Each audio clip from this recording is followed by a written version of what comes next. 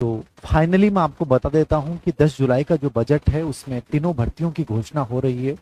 Grade first भी आ रही है, ग्रेड सेकंड भी आ रही है और ग्रेड थर्ड भी आ रही है। तीनों भर्तियां एक साथ हैं, ये निश्चित है। ठीक है, अब इनमें किस में कितनी वैकेंसी आएंगी ये आप प्लीज ये कोई सवाल कमेंट में मत लिखिएगा कि सर ग्रेड सेकंड कितने पदों पे आ रही है, ग्रेड फर्स्ट कितने पदों पे आ रही है, ग्रेड थर्ड जो है वो कितने पदों पे आ रही है। पदों का मुझे कोई आइडिया नहीं है, बट हाँ ये श्योर है कि ये तीनों भर्तियां जो है वो आपके समक्ष आ रही हैं। पहले सवाल का जवाब। दूसरा सवाल कि सर जब हमारे सामने तीन चीजें हैं कि आपके सामने ग्रेड फर्स्ट भी है, ग्रेड सेकंड भी है और ग्रेड थर्ड भी है, तीनों भर्तियां आपके समक्ष हैं, तो तीनों भर्तियों में से जब आपके समक्ष हैं तो यहां अपने को किसकी तरफ जाना चाहिए? सिंपल सा सवाल है, यानी बहुविभेदन आपके सामने है, मल्टी डिस्क्रिमिनेशन कि हम सर जाएं कहां। जिंदगी में सबसे इंपॉर्टेंट होता है, लाइफ में निर्णय होता है, डिसीजन होता है। डिसीजन यदि सही हो, सटीक हो, तो बाद के जो आउटकम्स होते हैं वो बहुत बेहतरीन होते हैं। और हमारा डिसीजन गलत हो जाता है, हम किसी ऐसी चीज के ऊपर अपना समय और अपनी ऊर्जा खर्च कर देते हैं जो रियल में हमारी योग्यताओं के अनुसार नहीं।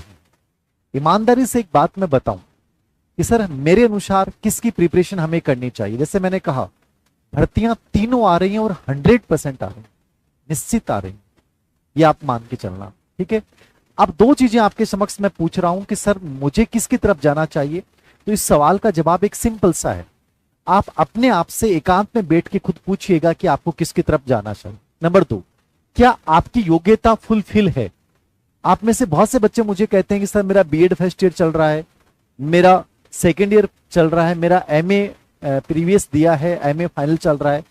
जब इस स्थिति में आप होते हैं तो आप अपनी संपूर्णता के साथ उस एग्जाम को तैयारी नहीं कर पाते हैं। सिंपल सी बात सुनिएगा, आपको लगता है कि मेरी कंप्लीट होगी कि नहीं होगी। भाई किसी भी भर्ती का विज्ञापन आता है, जैसे मान लो 10 जुलाई के बजट में घोषणा कर रहे हैं, मुख्य सचिव सुधांशु पंत इस बात की पैरवी कर रहे हैं कि भर्तियों का टाइमबद्ध शेड्यूल बने, कंप्लीटली टाइमबद्ध शेड्यूल बने कि मान लीजिए 7 से 8 महीने में कंप्लीट भर्ती प्रक्रिया पूरी हो।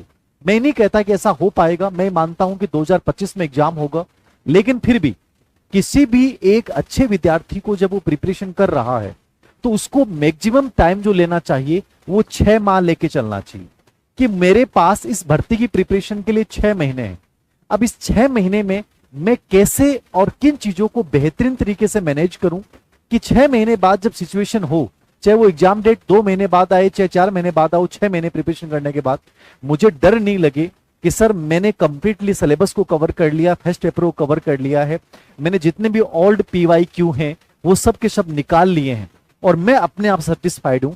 ये सिचुएशन आपकी यानी आज से 6 महीने बाद आ जाने चाहिए। अब तुम एक सवाल आप में से अधिकतर बच्चों का मेरे पास होता है, कमेंट में भी होता है, वैसे भी होता है, सर क्या मैं आज से करूं तो क्या पॉसिबल है? सर मेरे से बहुत सारे मेरे साथी हैं जो पिछले 6 महीने से कर रहे हैं, वो तो पता नहीं क्या पढ़ लिया होगा। ईमानदारी से बताऊं ना, चाहे आप 1 साल से पढ़ रहे हैं, 2 साल से पढ़ रहे हैं, प्रिपरेशन लास्ट के जो 6 महीने होते हैं वही होती है। जब प्रेशर के साथ कोई चीज होती है ना, वो वास्तव में फलदायक होती है, अन्यथा नहीं होती है। अभी आपका 6 महीने आपका जिंदगी का टर्निंग पॉइंट है। आपको पता है कि माहौल कंप्लीटली बन चुका है, अब प्रेशर भी आप लोगों पे आएगा।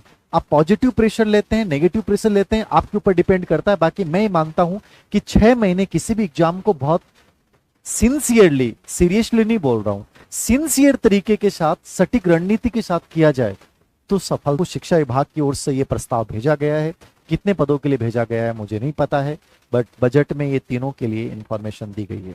आप जाने, आपका काम जाने, आपको पढ़ना है, अनावश्यक चर्चाएं करनी है, टाइम खराब करना है, कैसे भी कर लीजिएगा। ओके सर, साइकोलॉजी का कोर्स जारी कर रखा है, किताबें तीनों अपडेट हमने निकाल दी हैं, बस जो नई किताबें आ रही हैं वो स्कूल मैनेजमेंट का एक अपडेट वर्जन आ रहा है, राजस्थान इतिहास का एक बहुत बढ़िया नए पैटर्न पे निकाल रहे हैं, साइंस की बुक जो है वो अगले महीने आ जाएगी, कंप्लीट तैयार है हर ग्रेड के हिसाब से ऑब्जेक्टिव बुक। ठीक है, और टीचिंग मेथड का हम इस बार थोड़ा सा नए रूप में कर रहे हैं, हर सब्जेक्ट टीचिंग मेथड जो है वो लेटेस्ट पैटर्न के ऊपर प्लस ओल्ड क्वेश्चन पेपर के साथ हम निकाल रहे हैं।